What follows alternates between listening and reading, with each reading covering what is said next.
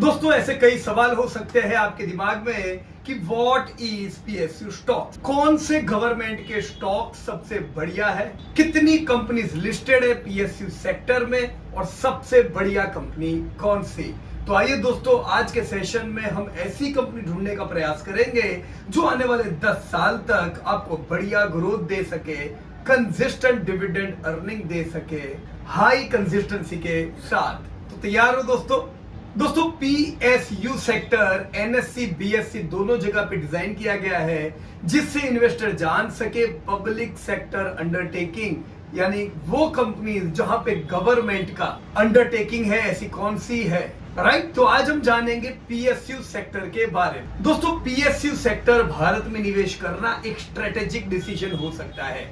जैसे आप लोग अलग अलग थीम पसंद करते हो, consumption theme, technology theme, infra theme, या आप सोचते हो मुझे टाटा ग्रुप में पैसा डालना है, बिरला ग्रुप में पैसा डालना है, उसी प्रकार से पीएसयू सेगमेंट में इन्वेस्ट करना भी एक दोस्तों स्ट्रेटेजिक थीम हो सकती है। हालांकि यह हमेशा ध्यान रखें दोस्तों, हम म्यूचुअल फंड या हम कोई पीएमएस स्कीम नहीं है, हम रिटेल इन्वेस्टर है। तो हम जब स्ट्रेटेजिक थीम में जाते हैं वहां पर रिस्क बढ़ जाता है। अब चाहे सिर्फ इंफ्रा में इन्वेस्ट करो, चाहे सिर्फ बैंकिंग में निवेश करो, या चाहे सिर्फ पीएसयू में निवेश करो, रिस्क रहता है। जब एक थीम बेस जाते हो तो डेफिनेटली आपकी थीम बढ़िया परफॉर्म कर सकती है, पर ऐसे भी कुछ अनसिस्टमेटिक रिस्क आ सकते हैं जो आपकी थीम को अंडर परफॉर्मेंस में डाल दे कुछ समय के लिए। दोस्तों पुराने निवेशक को ध्यान होगा 2008 से लेके 2017 तक ऑटो की थीम जबरदस्त ग्रोथ में थी। इन्वेस्टर सिर्फ ऑटो में निवेश करते थे, उनके लिए ऑटो की कंपनीज यानी सब कुछ आ गया। दोस्तों 2017 से 2022 जबरदस्त अंडर परफॉर्मेंस रहा।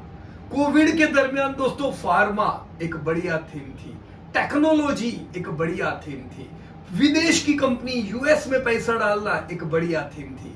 कोविड के बाद इन तीनों थीम ने दोस्तों बुरे रिटर्न दिए हैं। तो इसीलिए मैं कहता हूं दोस्तों, थीमेटिक अगर आप जाते हो ये आपको एक्सट्रीम रिटर्न दे सकते, या तो बहुत अच्छे या बहुत बुरे। इसीलिए दोस्तों डाइवर्सिफाइड रहे, अलग अलग थीम में निवेश करें ताकि रिस्क डाइवर्सिफाई हो जाए, जहां ग्रोथ हो वहां फोकस रखें। राइट फ्रेंड्स, तो पीएसयू सेक्टर की जब हम बात करते हैं दोस्तों तो उनके कुछ एडवांटेजेस भी है। एडवांटेजेस कैसे? नंबर 1 एडवांटेज दोस्तों स्टेबिलिटी। पीएसयू कंपनीज बहुत सी ऐसी होती है जहां पे सिर्फ पीएसयू कंपनीज काम करती है, बाकी कंपटीटर नहीं होती है। ऐसे केस में दोस्तों स्टेबिलिटी बढ़िया रहती, राइट। पर जहां के कंपटीशन हो, सामने सेम कंपनीज काम करती हो, वहां पे स्टेबिलिटी ना भी रहे। सेकंड दोस्तों, majority of the PSU companies तगड़े डिविडेंड देती है।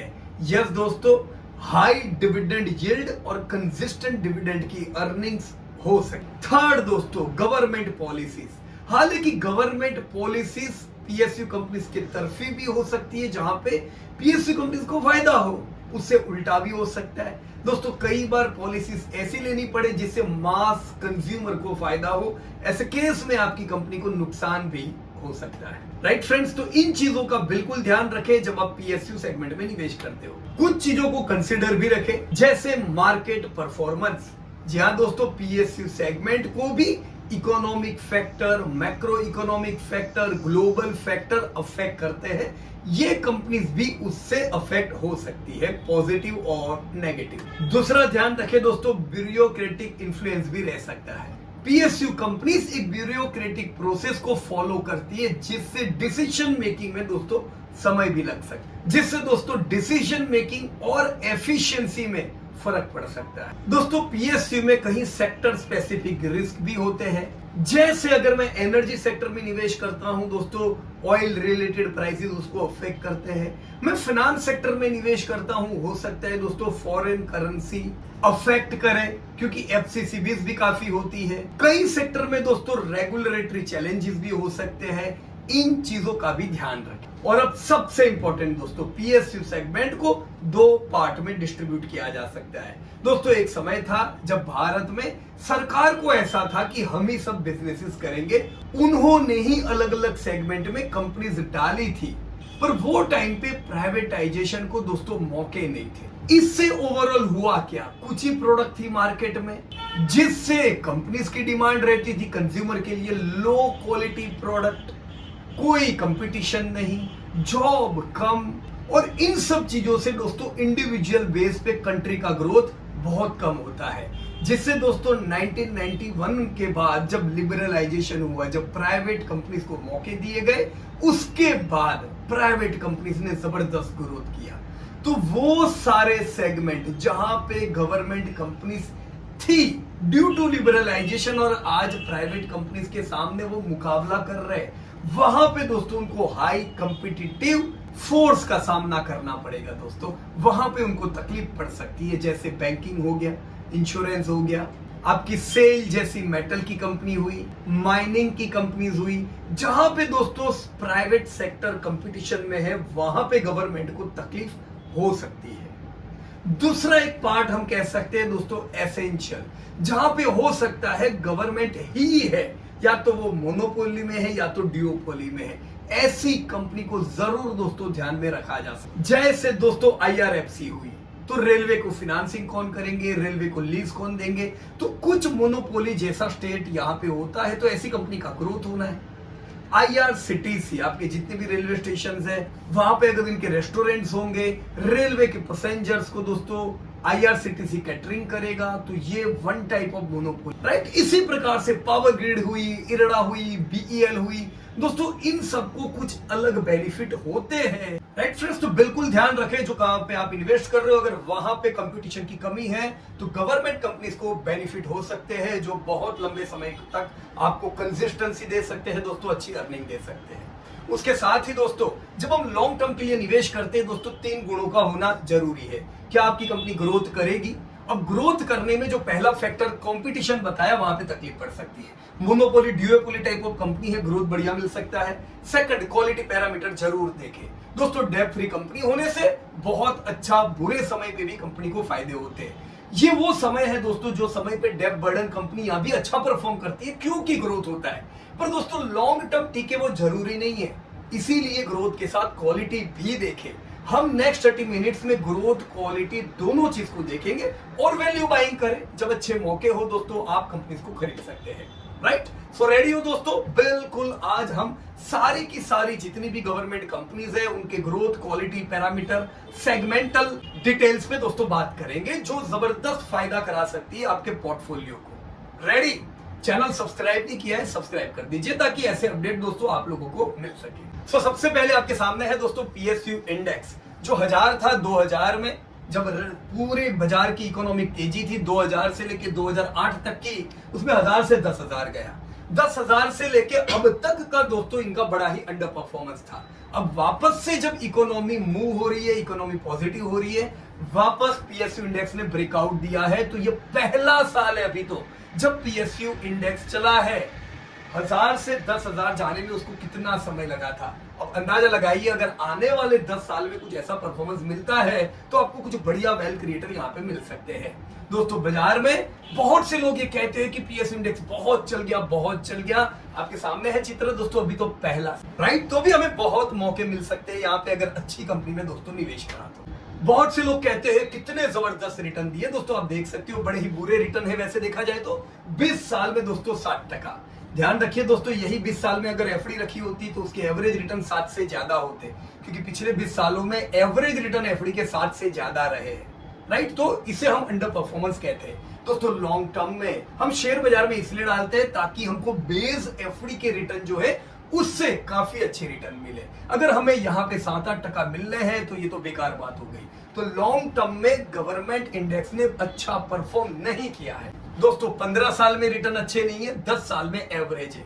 तो ये देख के बिल्कुल क्लियर हो रहा है कि अभी ही नियर टर्म के ही रिटर्न अच्छे हैं, सिर्फ 1 साल 52% के रिटर्न। तो यही साल से दोस्तों परफॉर्मेंस शुरू हुआ है। ऑलराइट फ्रेंड्स, बहुत से लोग लंबी लिस्ट भेज रहे हैं, ये कंपनी डबल हो गई, ये कंपनी तिब्बल हो गई, ये कंपनी 5 गुनी होगी। दोस्तों बढ़िया कंपनियां, कोई डाउट नहीं है, बहुत अच्छी हुई है। पर वो लिस्ट में आप ऐसी कई कंपनी देखोगे जो 100 रुपए से 10 रुपए आई, पर 10 से 20 आई तो पूरी दुनिया को उसकी कहानी कह रहे हैं। अरे 10 से 20 हुई, डबल हुई, पर वो 100 से 10 आई, वो भी तो तुमको ध्यान रखना है। पैसा बना नहीं है दोस्तों, ये स्पेकुलेशन हुआ। प्रॉपर वे में देखोगे दोस्तों तो इसमें से कुछ कंपनियां हैं जिन्होंने मल्टी ईयर रिटर्न दे दिए हैं। ऐसी कंपनी पे दोस्तों ध्यान रखो, वो बाजार की जो कहानियां आ रही है उस पे नहीं। ऑलराइट फ्रेंड्स, तो ये ध्यान हमारा बनना चाहिए कि मैं जब पीएसयू सेगमेंट में देखूं तो मैं ये पहचानूं कि पूरे पीएसयू सेगमेंट कौन से सेक्टर में विभाजित किया गया। अब सोचो, पूरा भारतीय मार्केट 350 लाख करोड़ का है, उसमें अब तक पीएसयू का बहुत बोलबाला थी, पर 2000 के बाद जो प्राइवेट कंपनीज आई, अब पीएसयू का हिस्सा कितना है लिस्टेड कंपनीज में दोस्तों? टोटल करे 30 लाख करोड़ पीएसयू का सेगमेंट बनता है। तो 350 लाख करोड़ में से पीएसयू कितना? 30 लाख करोड़, यानी करीबन 10% भी पूरा नहीं। ये बताता है कि पिछले 2 दशक में प्राइवेट सेगमेंट ने कितना बढ़िया ग्रोथ किया। अब ये 30 लाख करोड़ का जो पूरा मार्केट है पीएसयू का, उसमें सबसे बड़ा हिस्सा जाता है फाइनेंस के पास। फाइनेंस में ही दोस्तों बैंकिंग भी आ गई, राइट? तो बैंकिंग एंड फाइनेंस के हिस्से में करीबन 39% मार्केट जाता है। उसके बाद 2 बड़े सेक्टर आते हैं, एक पावर सेक्टर, एक oil and gas sector. Power sector का कंट्रीब्यूशन 19%, ऑयल गैस का कंट्रीब्यूशन 17%। तो ये 3 सेगमेंट हुए जो सबसे बड़े हैं। उसके बाद कैपिटल गुड और मेटल की भी कंपनीज दोस्तों आती है, और बाकी भी कुछ सेगमेंट है। हम बारी बारी हर एक सेगमेंट देखेंगे ताकि आप जब 10 साल का पोर्टफोलियो बना रहे हो दोस्तों कुछ मिस ना हो जाए, राइट? तो ये है दोस्तों पूरा वर्ल्ड। पीएसयू सेगमेंट में सबसे बड़ी कंपनी कौन है दोस्तों? State bank of India. दोस्तों एसबीआई वो कंपनी है जो 2 दशक पहले भी दोस्तों टॉप 5 में आती थी, आज भी दोस्तों टॉप 5 में आ रही है। तो बहुत ही बढ़िया कंसिस्टेंट परफॉर्मेंस हम आपके एसबीआई का कह सकते हैं। फिर दूसरे नंबर पे आती है दोस्तों एलआईसी। अब एलआईसी टर्नओवर वाइज भारत में तीसरे नंबर की सबसे बड़ी कंपनी हुई। मार्केट कैप दोस्तों इनको एसबीआई से थोड़ा कम मिलता है, पर ये दूसरे नंबर की सबसे बड़ी कंपनी हुई, और ये अभी जस्ट 2 साल पहले ही दोस्तों लिस्ट हुई। फिर आती है दोस्तों आपकी सबसे बड़ी एनटीपीसी, एनर्जी और पावर की कंपनीज आती है, एनटीपीसी, ओएनजीसी वगैरह वगैरह। तो पीएसयू सेक्टर का पूरा वर्ल्ड कुछ इस प्रकार से बना हुआ है। हालांकि जब आप पीएसयू इंडेक्स देखते हो, ये कोई सेक्टर नहीं है कि जहां पे सबसे बड़ी कंपनी को ज्यादा प्रायोरिटी दी जाए। ये इंडेक्स है। इस इंडेक्स में छोटे छोटे सेक्टर भी हो सकते हैं जो कल बड़ा ग्रोथ करेंगे। तो इंडेक्स देखो तो ऐसे ना देखो कि बड़ी कंपनी को ही ध्यान में रखना है। इंडेक्स देखो तो सेगमेंट वाइज भी हमें देखना पड़ेगा। तो हम एक एक करके सेगमेंट देखते हैं और ये जानने का प्रयास करेंगे कि कौन से सेगमेंट में हमें ज्यादा ग्रोथ की उम्मीद हो। राइट फ्रेंड्स, तो शुरुआत किससे करें?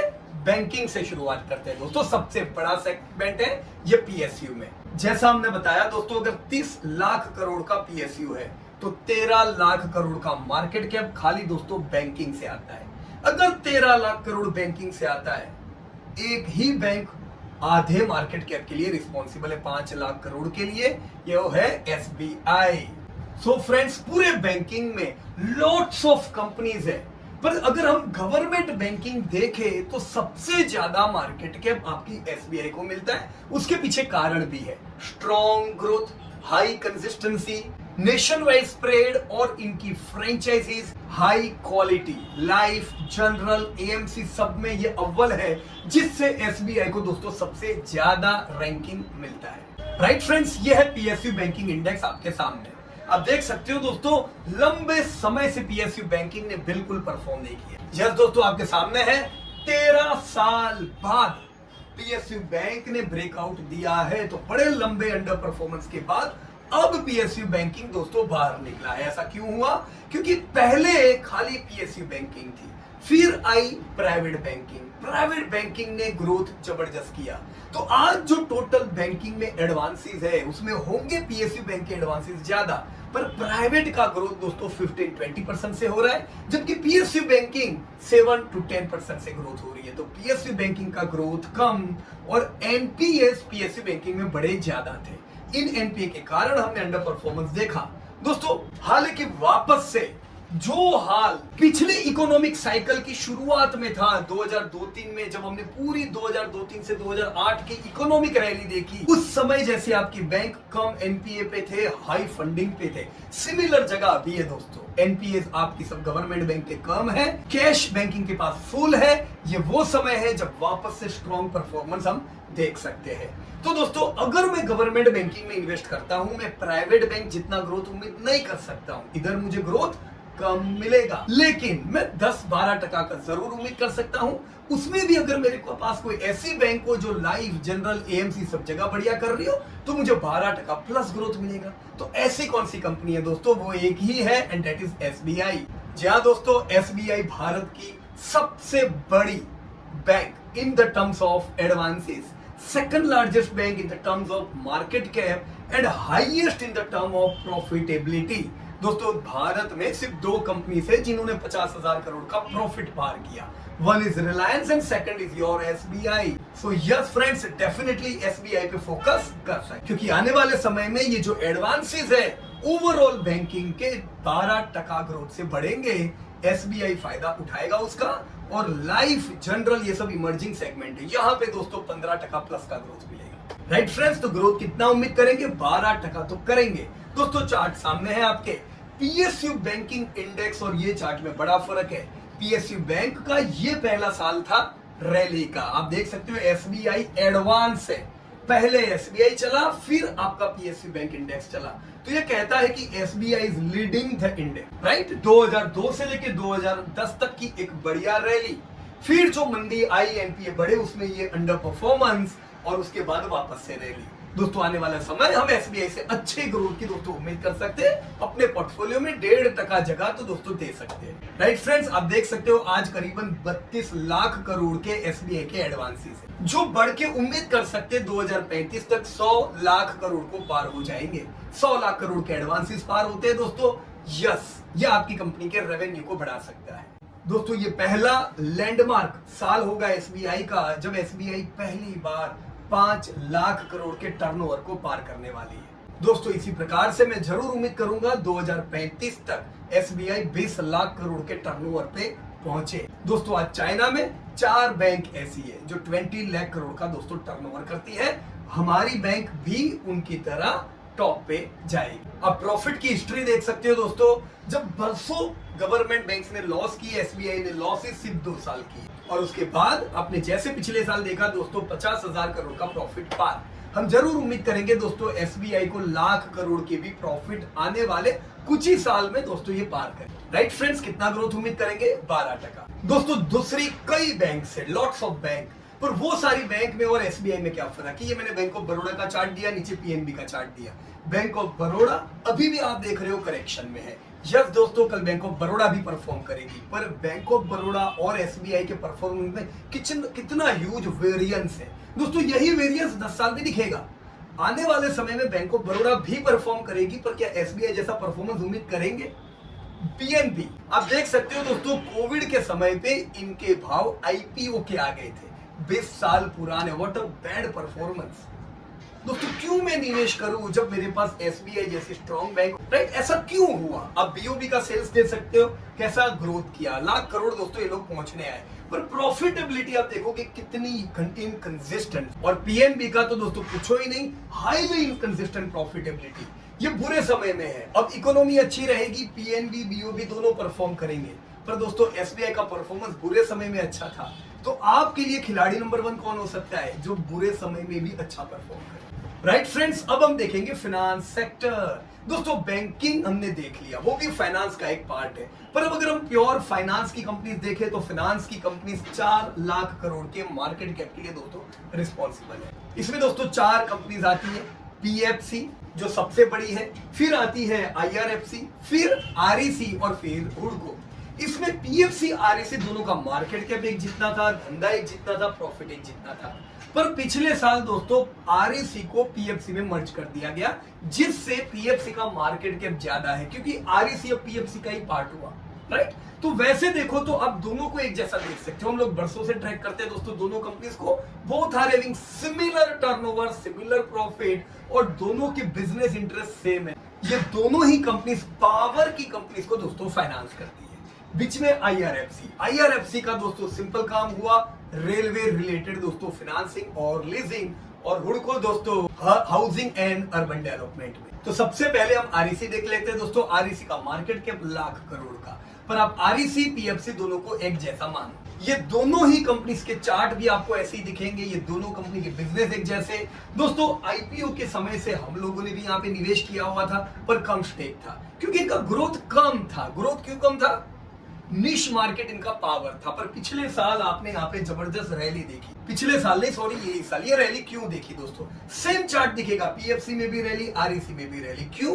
क्योंकि इनको अब लाइसेंसिंग रिन्यूएबल के भी दिए गए, तो अब ये रिन्यूएबल में भी फाइनेंस करेंगे जहां पे जोरदार ग्रोथ आना है। तो यस दोस्तों ये एक ट्रिगर अच्छा हो सकता है ये दोनों कंपनीज के लिए, right. Consistent dividend paying company दोस्तों, बहुत अच्छा डिविडेंड पे करती है ये दोनों companies, REC and PFC. Consistent profit, consistent dividend, right. Volume growth आपके सामने है दोस्तों। धंधा इनका पिछले समय में 10% की ग्रोथ से बढ़ा। सो 10% को हम बहुत एक्स्ट्रा ऑर्डिनरी नहीं कहेंगे। मैंने ऑलरेडी कहा आपको कि लो ग्रोथ था।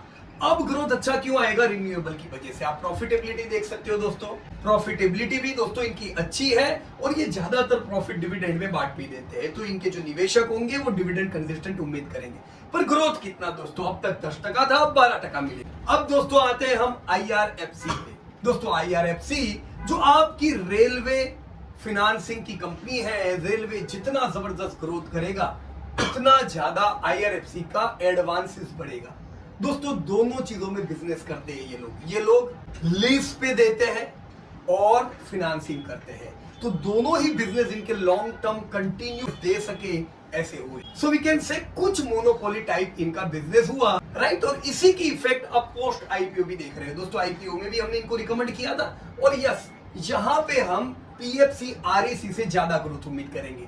तो मेरी प्रायोरिटी यहाँ पे ज्यादा होनी चाहिए। मैं कितना ग्रोथ उम्मीद करूं दोस्तों? आप देख रहे हो रेलवे में कितने चेंजेस हो रहे हैं दोस्तों। 15% का ग्रोथ उम्मीद करना चाहिए कि नहीं? डेफिनेटली करना चाहिए। आईपीओ भले इनका अभी आया, मैंने पिछले 10 साल का डेटा दिया है दोस्तों। 6000 करोड़ का टर्नओवर 2014 का, 9 साल लगे इनको दोस्तों 6000 से 24000 करोड़ के टर्नओवर आने में, यानी 9 साल में 4। सेम थिंग इन प्रॉफिट, कभी लॉस किया नहीं है और मैं कभी इनमें लॉस उम्मीद नहीं करूंगा। तो अगर मैं निवेश करता हूं, मैं धंधे में ऐसा ग्रोथ उम्मीद करूंगा और मैं consistent profitability along with high dividend yield यहां पे उम्मीद करूंगा, राइट। तो यस ये एक अच्छी कंपनी हो सकती है लॉन्ग टर्म वेल्थ के लिए। देन कम्स हुडको। कितना मार्केट कैप दोस्तों? करीबन 22,000 करोड़ का। कहां पे इनको इंटरेस्ट है? हाउसिंग एंड इंफ्रास्ट्रक्चर के फाइनेंसिंग में। दोस्तों चार्ट आपके सामने है। 4 साल के लंबे समय के अंडर परफॉर्मेंस के बाद अब ब्रेकआउट दिया है दोस्तों। कारण क्या है? लो सेल्स ग्रोथ। दोस्तों 10% का सेल्स ग्रोथ है, यानी मैं इसको बहुत एक्स्ट्रा ऑर्डिनरी ग्रोथ नहीं मानूंगा। मैं आईआरएफसी में ज्यादा ग्रोथ उम्मीद करूं कि हुडको में, कोई डाउट नहीं है दोस्तों। IRFC can give me more and better growth. दोस्तों प्रॉफिट तो हुडको की भी अच्छे ही है। अगर हुडको किसी के पास है वो यहाँ पे भी consistent profit, high dividend yield उम्मीद कर सकते हैं। पर वो जो डिविडेंड बढ़ेंगे कितने दोस्तों? 10-12% से। मैं 15-18% का ग्रोथ उम्मीद नहीं कर सकता। ऑलराइट, तो और कहां पे हम अच्छा ग्रोथ उम्मीद करेंगे? फाइनेंस में इरडा जी का अभी जस्ट रिसेंटली आईपीओ आया और आईपीओ में हमने रिकमेंड किया दोस्तों इन्वेस्ट करेंगे, 15-20% का ग्रोथ दोस्तों देखेंगे। क्यों? क्योंकि ये रिन्यूएबल में दोस्तों फाइनेंसिंग करते हैं। आरईसी पीएफसी का कुछ पार्ट रिन्यूएबल है, इरडा का मेजॉरिटी पार्ट रिन्यूएबल है। तो मैं ज्यादा ग्रोथ की उम्मीद इरडा से करूंगा। ये 15-20% से ग्रो करेंगे, ये मुझे कंसिस्टेंट प्रॉफिटेबिलिटी देंगे, मुझे कंसिस्टेंट डिविडेंड देंगे। तो इंडिया में जितना रिन्यूएबल का बिजनेस बढ़ेगा, ग्रो करेगा, उतना मेरा निवेश बढ़ेगा और मुझे कंसिस्टेंट दोस्तों लाइफ लॉन्ग पैसा मिलेगा। और क्या चाहिए? यस दोस्तों, this could be a dark horse for next decade, right. मैंने 5 साल के इनके टर्नओवर दिए दोस्तों। 10% ग्रोथ नहीं है, 15% ग्रोथ है। सो 2000 करोड़ का टर्नओवर 3500 करोड़ में कन्वर्ट हुआ। Profitability consistent, great, right? So till now we saw 2 segment, PSU banking and finance. PSU banking में which was the best? SBI. Finance में what is the best? We can say IRFC, that is railway financing and renewable financing can turn to be a strong multi-bagger stocks of tomorrow. अब हम आते हैं दोस्तों insurance segment पे। Insurance में दोस्तों 3 government की कंपनीज है। LIC जो कि लाइफ इंश्योरेंस में डील करती है, और जनरल इंश्योरेंस और इंडिया एश्योरेंस, ये 2 कंपनी दोस्तों जनरल इंश्योरेंस में डील करती है। दोस्तों पूरे के पूरा इंश्योरेंस सेगमेंट 6 लाख करोड़ का मार्केट कैप रखता है, बट मेजोरिटी पार्ट किसके पास जाता है दोस्तों? LIC के पास जाता है। LIC जो राजा है अपने सेगमेंट का, पर ध्यान रखें दोस्तों, तीन कंपनी के सामने कॉम्पिटिटर प्राइवेट में काफी है, तो इंश्योरेंस में हम 7 से 10% का ग्रोथ उम्मीद करेंगे from government sector. Alright friends, LIC का मार्केट कैप कितना, 5 लाख करोड़ का। तो दोस्तों ये तो निफ्टी 50 का खिलाड़ी है, निफ्टी 50 में होना चाहिए, पर है क्यों नहीं, क्योंकि अभी ज्यादा हिस्सा गवर्नमेंट का है। जैसे गवर्नमेंट स्टेक कम करेगा, फ्री फ्लोट बढ़ेगा, फ्री फ्लोट बढ़ने से ही ऑटोमेटिकली निफ्टी में आ जाएगी। तो ये भारत की सबसे बड़ी टर्नओवर करने वाली दोस्तों कंपनी हुई। ऑलराइट दोस्तों, ये IPO का समय है। आप जानते हो दोस्तों, IPO में हमने अवॉइड कहा था कि भाई नहीं भरना, क्योंकि ग्रोथ आपको एवरेज मिलने वाला है। आप देख सकते हो दोस्तों, 2 साल हो गए, अभी भी IPO के दाम के ऊपर नहीं गया है, राइट। पर इसका मतलब ये नहीं है कि हमेशा बुरा रहेगा दोस्तों। आपको यहाँ पे 7-1% कगार से ग्रोथ की उम्मीद कर सकते हो, राइट। और लॉस कभी इसको करना नहीं है, ये प्रॉफिट कंसिस्टेंट करेंगे, आप कंसिस्टेंट डिविडेंड उम्मीद कर सकते हो। आप कंपनी का टोटल बिजनेस देखो, 8% के कगार से बढ़ा है, तो 8% यानी बहुत एक्स्ट्रा ऑर्डिनरी नहीं हुआ। इसके सामने प्राइवेट कंपनीज 15% कगार से बढ़ी है, राइट। सो LIC का सेल्स जो 5 लाख करोड़ था 2017 में, ये 7.25 लाख करोड़ आ चुका है। और हम कुछ ही सालों में, 2-3 साल में LIC को 10 लाख करोड़ का बेंचमार्क पार करते हुए देखेंगे, जो बड़े गर्व की बात रहेगी। प्रॉफिट दोस्तों इनके बड़े एवरेज रहे थे, पिछले साल इनके प्रॉफिट बढ़िया थे। Alright, but what can we expect, 7% growth उम्मीद करो। वैसे ही दोस्तों GIC company, general insurance company, कितना मार्केट कैप दोस्तों, 56,000 करोड़ का। प्राइवेट सेक्टर इंश्योरेंस में हावी है, तो बहुत अच्छे ग्रोथ की उम्मीद ना करो। आप देख सकते हो दोस्तों, IPO आया तब से लेके अब तक हमने डिक्लाइन ही देखा है, और IPO में भी जिनको लगे वो भी सब फंसे हुए हैं, ये हम कह सकते हैं। ऑलराइट, अब टर्नओवर देख सकते हो दोस्तों, 14,000 करोड़ से 50,000 करोड़ तक गया है। पिछले 4 साल से टर्नओवर कंटिन्यू डिक्लाइन मोड पे है। प्रॉफिट हमने वापस लाइफ टाइम हाई देखे नहीं है, इसलिए शेयर भी अभी लाइफ टाइम हाई आया नहीं है। कोई चिंता की बात नहीं है, ये ऐसे ही बुरा रहेगा नहीं, ये भी दोस्तों ब्रेकआउट देगा, पर हम उम्मीद बहुत अच्छे ग्रोथ की नहीं करेंगे। 7 to 10% growth is max, right. तो हमने तीसरा कौन सा सेक्टर देखा, इंश्योरेंस। वहां पे दोस्तों क्या देखा, ग्रोथ हम लोग उम्मीद करेंगे, इससे प्राइवेट सेगमेंट ज्यादा अच्छा। अब दोस्तों आते हैं हम एक और सेक्टर पे, जो है इलेक्ट्रिक यूटिलिटीज का सेक्टर। जो कंपनीज या तो पावर प्रोड्यूस करती है या पावर को पहुंचाती है, जिसमें सबसे बड़ी कंपनी हुई NTPC, जो सबसे बड़ी थर्मल पावर की कंपनी हुई। फिर है पावर ग्रिड दोस्तों, पावर ट्रांसमिटिंग कंपनी, और फिर उसके बाद की जो दोनों कंपनीज है NHPC, SJVN, ये दोनों दोस्तों हाइड्रो पावर की कंपनीज हुई। उसके बाद आखिरी आती है आपकी नेवेली लिग्नाइट NLC, राइट। सबसे बड़ा मार्केट कैप किसको मिलता है, थर्मल पावर की कंपनी को 3 लाख करोड़, और फिर पावर ग्रिड को करीबन 2 लाख करोड़। ये दोनों कंपनी हुई दोस्तों सबसे बड़ी, right friends. So this is NTPC with 3 lakh crore market cap. दोस्तों ये टॉप 5 में थी एक जमाने में निफ्टी में, अभी ये टॉप 5 में नहीं है, क्योंकि दूसरे सब सेगमेंट ने दोस्तों इनको ओवरटेक कर लिया। आप इनका चार्ट देख सकते हो दोस्तों, काफी अंडर परफॉर्मेंस रहा, क्योंकि ये सेक्टर में दोस्तों हम वैसे 60 से 10% से ज्यादा ग्रोथ की उम्मीद नहीं रख सकते, राइट फ्रेंड्स। ये पहला साल है, 13 साल बाद शेयर ने ब्रेकआउट दिया है। आप यहां से उम्मीद भी करोगे रैली की, पर दोस्तों परफॉर्मेंस कैसा, 7-10%, राइट। क्यों, क्योंकि इनका जो धंधा है ये करीबन 9% से ग्रोथ। दोस्तों 78,000 करोड़ से 1.7 लाख करोड़ ये पिछले 9 साल में पहुंचे। हालांकि दोस्तों प्रॉफिट इनके कंसिस्टेंट होते हैं। दोस्तों NTPC लॉस करेगी नहीं, आपको डिविडेंड कंटिन्यू देने वाली है, पर अगेन दोस्तों ग्रोथ कितना मिलेगा, 7 से 10% का। मैं हाई ग्रोथ की उम्मीद नहीं रख सकता। दूसरा दोस्तों, कंपनी पे डेप्ट बर्डन भी है, ये नहीं कह सकते बहुत हाई है, कंफर्टेबल है। डेब्ट to equity ratio 0.5। Alright, so what I will expect, 7 to 10% growth, consistent dividend, पर ये हमारे लिए कोई 15-20% की ग्रोथ वाली कंपनी नहीं। फिर दोस्तों आई आपकी पावर ग्रिड, 2 लाख करोड़ का मार्केट कैप दोस्तों, राइट। ट्रांसमिशन में दोस्तों हम ज्यादा ग्रोथ की उम्मीद कर सकते हैं। ये चार्ट आप देख सकते हो। Again friends, we have definitely recommended during IPO से लेके अब तक कंपनी का परफॉर्मेंस अच्छा रहा। ये नहीं कहेंगे एक्स्ट्रा ऑर्डिनरी ग्रोथ भी रहा, डिविडेंड भी अच्छे मिले, कंसिस्टेंट मिले। दोस्तों पावर ग्रिड जैसी कंपनी में इन्वेस्ट करेंगे, 12% का ग्रोथ की उम्मीद करेंगे। प्रॉफिट कंटिन्यू आने हैं, आपको डिविडेंड लाइफ लॉन्ग मिलना है, राइट। सेल्स ग्रोथ कितना दोस्तों, 14% का दिया है। फ्यूचर में भी हम 14% का ग्रोथ उम्मीद करेंगे, राइट। 13,000 करोड़ का टर्नओवर, 50,000 करोड़ पहुंचने को आया। अगले साल ये 50,000 करोड़ पार होगा। प्रॉफिट दोस्तों 5,000 करोड़ से 15,000 करोड़ पहुंचे, राइट। पर यहाँ पे दोस्तों डेब्ट टू इक्विटी रेशियो फेवरेबल नहीं है। डेब्ट इक्विटी के मुकाबले 3 गुना है, 1.53 का डेब्ट टू इक्विटी का रेशियो है। तो हम ये कह सकते हैं दोस्तों कि फंडामेंटली सॉल्वेंसी के थोड़े प्रॉब्लम हुए। शेयर क्यों चलता है, ग्रोथ के कारण। दोस्तों ग्रोथ मिलेगा, कंपनी चलेगी, पर हमें ध्यान रखना है कि यहाँ पे डेब्ट ज्यादा है। Alright, but what can we expect? 12% growth. फिर है दोस्तों एनएचपीसी, जो हाइड्रो पावर से एनर्जी बनाती है। दोस्तों हाइड्रो पावर की कंपनीज का ग्रोथ लिमिटेड होता है। आईपीओ के समय से लेके अब तक आप देख सकते हो लॉन्ग अंडर परफॉर्मेंस। दोस्तों इनफैक्ट ये पहला साल है जब एनएचपीसी ने इतने वर्षों का ब्रेकआउट दिया है। अभी भी लेंगे, अच्छा परफॉर्म करेगा, पर ये आपको ओवरऑल 7% के आसपास का ग्रोथ देगा। हाइड्रो पावर की कंपनीज बड़ा लंबा ग्रोथ दोस्तों देनी नहीं। कारण दोस्तों सेल्स आप देख सकते हो पिछले 10 साल में खाली 4% ग्रोथ से बढ़े हैं।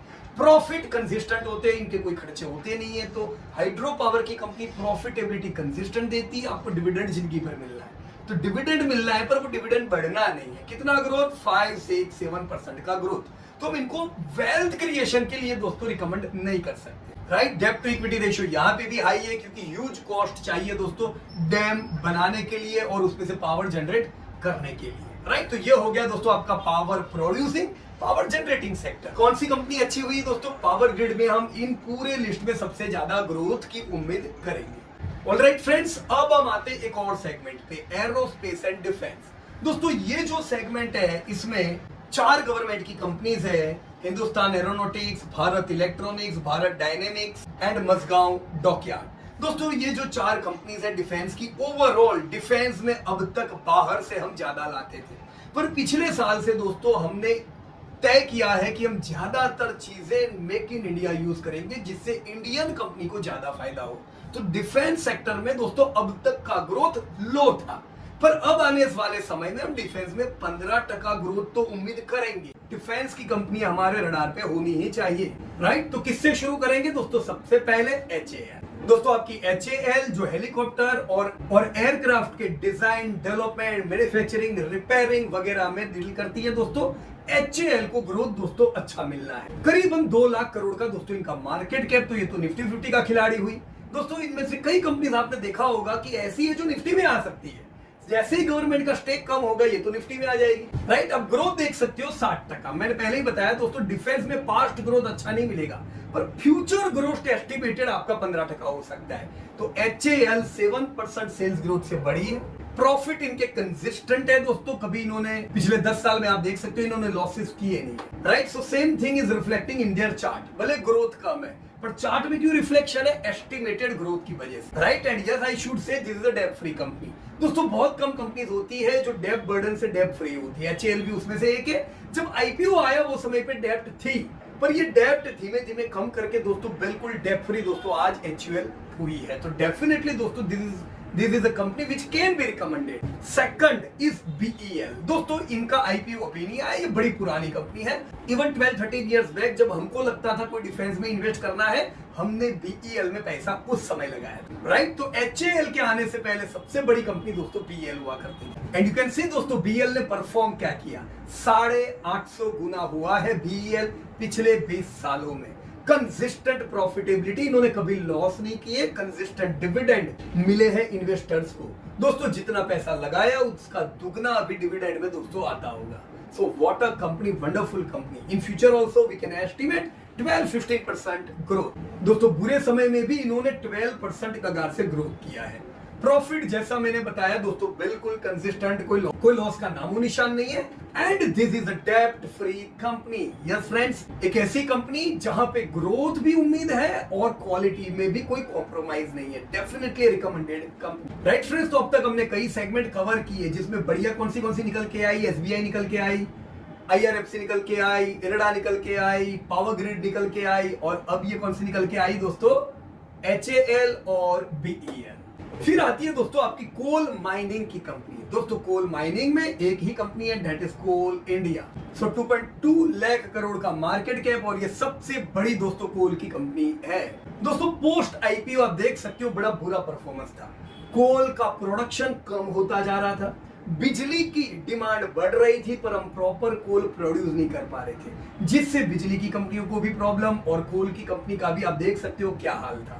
पर लास्ट 2 इयर्स में कोविड के बाद जबरदस्त इंप्रूवमेंट कोल के प्रोडक्शन में हुआ है। हमने लंबे समय बाद कोल का प्रोडक्शन बढ़ते देखा है, जिसकी इफेक्ट आप इनके भाव पे भी देख रहे हो। So we were not recommending Coal India, but yes ये कोल का प्रोडक्शन इन्होंने जिस प्रकार से सुधारा है दोस्तों, कोल इंडिया अगर हम ले तो कोई दिक्कत की बात नहीं है। हम कितना ग्रोथ उम्मीद कर सकते हैं दोस्तों? 12% का ग्रोथ उम्मीद कर सकते हैं। पास्ट आप देखो, बुरा समय था तब भी 8% का ग्रोथ हुआ। आप देख सकते हो पिछले 2 साल में ही ग्रोथ अच्छा आया है। ग्रोथ की मैं उम्मीद करता हूं दोस्तों। यस, आने वाला समय रिन्यूएबल का है। कोल बेस बिजली कम नहीं होगी, शेयर कम होगा। आने वाले समय में रिन्यूएबल के साथ कोल को भी बढ़ाना है। तो ग्रोथ ऐसा नहीं है कि बिल्कुल नहीं आएगा दोस्तों। 8-12% growth we can expect. Company is debt free. आप उम्मीद ही नहीं कर सकते हो कोल इंडिया लॉस करे। कोल इंडिया कंसिस्टेंट प्रॉफिट करती है, अच्छा डिविडेंड देती है दोस्तों। अगर एक छोटी सी जगह कोल इंडिया को देते हो तो भी कोई प्रॉब्लम नहीं है, पर आप यहाँ पे 15-20% ग्रोथ उम्मीद करोगे, वो नहीं आना है। Then come computer, phone and house hold electronics. दोस्तों एक ही कंपनी है ITI, 28,000 करोड़ का मार्केट कैप। दोस्तों इनका काम है टेलीकम्युनिकेशन इक्विपमेंट में ट्रेड करने। दोस्तों इनका परफॉर्मेंस देख सकते हो, बरसों से ग्रोथ नहीं किया। अभी ये साल सब गवर्नमेंट चला है तो ये भी चला है। ये पहला साल है इनका परफॉर्मेंस का। सोचो 1-2 साल चलने के बाद वापस से 15 साल ऐसे आए तो क्या करेंगे दोस्तों? आप यहाँ पे लंबा पैसा नहीं लगा सकते। Right, you can see sales growth 8%, कोई अच्छा खास सेल्स ग्रोथ नहीं है। प्रॉफिटेबिलिटी तो बिल्कुल कंसिस्टेंट नहीं है दोस्तों। कितने साल इन्होंने लॉसेस किए। ऐसी कंपनी में आप डिविडेंड कंसिस्टेंट उम्मीद नहीं कर सकते हो, तो should avoid this type of company. Right, और डेब्ट टू इक्विटी रेशियो भी बिल्कुल फेवरेबल नहीं है। बोरोइंग इक्विटी के मुकाबले 3 गुना है।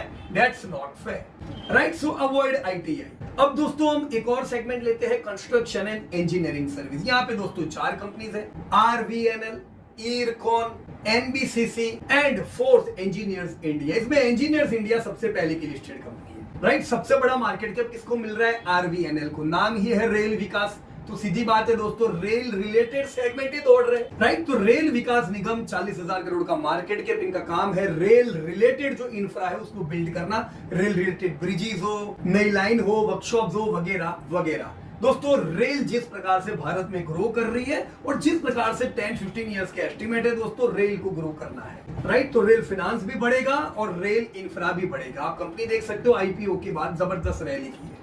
क्यों? ग्रोथ के कारण। राइट, कितना ग्रोथ है? यू कैन सी फ्रेंड्स, 26% कगार से दोस्तों इनके धंधे बढ़ रहे हैं, क्योंकि रेलवे के काम की दोस्तों कमी है। अब जैसे धंधे वैसे प्रॉफिट बढ़ रहे हैं, पर debt to equity ratio favourable नहीं है। क्वालिटी हम नहीं कहेंगे बहुत अच्छी है, पर फिर भी शेयर क्यों दौड़ रहा है दोस्तों? जिसको धंधा मिलेगा उसको तो दौड़ना ही है। हमें दूसरा भी सोचना है। हम अच्छे समय के साथ बुरा समय भी सोच के चले तो ज्यादा अच्छा रहेगा। तो अब RVNL में आंख बंद करके बड़ा स्टेक ले लोगे क्योंकि दौड़ रहा है, वो अच्छी बात नहीं है। रखना है रेल के नाम पे थोड़ा स्टेक आप रख सकते हो, but not a big stake. Right friends, then come Ircon, जो अगेन इंफ्रा में bridges, flyover, highway, railway electrification वगैरह वगैरह काम करती है। तो वापस रेल का नाम आ गया, हाईवे का नाम आ गया। जो नाम यहाँ पे आना है उसको ग्रोथ करना है। आप देख सकते हो दोस्तों IPO के बाद 3 साल नहीं चली, पर फिर दौड़ी है क्योंकि रेल इंडिया में दौड़ रही है। राइट, कंपनी का सेल्स 11% कगार से बढ़ा। पहले क्यों नहीं चली थी? देख सकते हो, ग्रोथ नहीं था। ग्रोथ आया, इरकॉन दौड़ा। प्रॉफिट तो कंसिस्टेंट ही होने हैं दोस्तों, लॉसेस इनको करना नहीं है। क्वालिटी वाइज ये RVNL से ज्यादा अच्छी है, पर RVNL जैसा ग्रोथ क्यों नहीं है? क्योंकि RVNL फोकस्ड रेलवे है, ये फोकस्ड रेलवे नहीं है, तो ग्रोथ कम है, पर इनकी क्वालिटी में कोई कॉम्प्रोमाइज नहीं है। राइट, तो RVNL में आप ज्यादा ग्रोथ उम्मीद कर सकते हो, पर कंसिस्टेंसी में प्रॉब्लम आ सकते हैं ड्यू टू क्वालिटी। इरकॉन में कम ग्रोथ उम्मीद करेंगे, RVNL जैसा नहीं। Right friends, then come your NBCC, again from construction and engineering of government. Market cap इनका 15,000 करोड़ दोस्तों। काम इनका प्रोजेक्ट मैनेजमेंट का, रियल एस्टेट डेवलपमेंट, EPC काम हुए आपके गवर्नमेंट के। दोस्तों परफॉर्मेंस ऑन द चार्ट आप देख सकते हो। IPO के बाद इन्होंने जबरदस्त ग्रोथ किया था, धंधा बढ़ रहा था। धंधा उनका जैसे ही मंदा हुआ दोस्तों, वो करेक्शन में आया और अब रिकवर हो रहा है। राइट, यू कैन सी 6% का दोस्तों सेल्स ग्रोथ है। हम ये नहीं कह सकते हैं कि बिल्कुल आउट परफॉर्मिंग सेल्स ग्रोथ है। तो NBCC से आप 10-12% के ग्रोथ की दोस्तों उम्मीद रख सकते हो। प्रॉफिटेबिलिटी कैसी? लॉसेस कभी किए नहीं है दोस्तों। डेब्ट फ्री कंपनी है, पर चली क्यों नहीं दोस्तों 2-3 सालों से? क्योंकि धंधे में प्रॉब्लम है। आपने देखा RVNL डेब्ट बर्डन कंपनी है, पर जोरदार दौड़ रही है। क्यों? उनका धंधा बढ़ रहा है, तो ग्रोथ का भी बड़ा महत्व है। Then comes your Engineers India. दोस्तों मार्केट कैप इनका 10,000 करोड़ का। सिमिलर वे में EPC रिलेटेड प्रोजेक्ट मैनेजमेंट के इनके काम। दोस्तों एक जमाने में ये कंपनी निफ्टी 50 में हुआ करती थी, अभी नहीं है। क्यों? लो ग्रोथ। ग्रोइंग कंपनियों ने दोस्तों इन लोगों को पीछे कर दिया। EIL का परफॉर्मेंस देख सकते हो दोस्तों, अब गिन सकते हो करीबन दशक से नहीं चली है। सेल्स ग्रोथ कितना, खाली 60% का। कंपनी हाई क्वालिटी, डेब्ट फ्री। पर क्या करेंगे अगर ग्रोथ नहीं होगा दोस्तों, प्रॉफिट बढ़ नहीं रहे, प्रॉफिट कंसिस्टेंट आते हैं, प्रॉफिट डिविडेंड अच्छे आते हैं। सिमिलर लाइक एनबीसीसी, वहां पे भी प्रॉफिट कंसिस्टेंट, वहां पे भी डिविडेंड अच्छे, पर ग्रोथ कम आएगा दोस्तों, आपको परफॉर्मेंस स्ट्रॉन्ग नहीं मिलेगा। ऑलराइट फ्रेंड्स, तो ये पूरे सेगमेंट में हाई ग्रोथ किधर मिलना है, आरवीएनएल को मिलना है, राइट। अच्छी कौन सी है, इरकॉन, एनबीसीसी, इंजीनियर्स इंडिया, पर ग्रोथ एनबीसीसी और इंजीनियर में आपको इरकॉन जैसा नहीं आना चाहिए। फिर आती है दोस्तों आपका फर्टिलाइजर सेगमेंट। दोस्तों फर्टिलाइजर एक ऐसी चीज है जो देश की जरूरत है। हमारे यहाँ कंजप्शन ह्यूज है, पर अब तक हम इंपोर्ट करते थे और देश की कंपनियों की हालत खराब थी। आरसीएफ जो एक जमाने में निफ्टी में थी, ये गायब हो गई निफ्टी से। क्यों? क्योंकि धंधा बढ़ा ही नहीं दोस्तों। धंधा नहीं बढ़ा, कौन पूछेगा, right. You can C their performance 10 साल से दोस्तों करेक्शन में। ऐसी कंपनियों में दोस्तों बहुत अच्छे परफॉर्मेंस की उम्मीद हम नहीं रख सकते। दोस्तों ये पहला साल है जब कंपनी ने ब्रेकआउट दिया है। क्यों? वो भी देख सकते हो, बरसों तक धंधे नहीं बढ़े। आप देख रहे हो ये पिछले 2 साल में ही वापस धंधे अच्छे आए हैं। तो कुछ जो गवर्नमेंट की पॉलिसीज इंप्लीमेंट की गई जिन्होंने फर्टिलाइजर कंपनी को फायदा कराया, नहीं तो ये तो 20-20 साल से ऐसे ही थे। अभी भी हम ग्रोथ कितना उम्मीद करेंगे, 10-12%, right. Same thing you can C in profit. बरसों से प्रॉफिट बढ़ते नहीं थे, अब 2 साल से बढ़े हैं। डेब्ट टू इक्विटी रेशियो दोस्तों स्ट्रॉन्ग नहीं कह सकते, ऐसा भी नहीं कह सकते बहुत ज्यादा डेब्ट है, average, not so much strong company, right. Freight और लॉजिस्टिक में कौन सा कंपनी है, कंटेनर कॉर्पोरेशन ऑफ इंडिया। दोस्तों 54,000 करोड़ का market cap. Friends company is engaged in logistic and transportation services. दोस्तों परफॉर्मेंस बिल्कुल आप अच्छा देख रहे हो। लॉजिस्टिक सेगमेंट वैसे अंडर परफॉर्म करता था, पर पिछले कुछ समय में जो लॉजिस्टिक पे काम हुआ है दोस्तों, उसने खर्चे ओवरऑल लॉजिस्टिक की कंपनीज के घटा दिए हैं।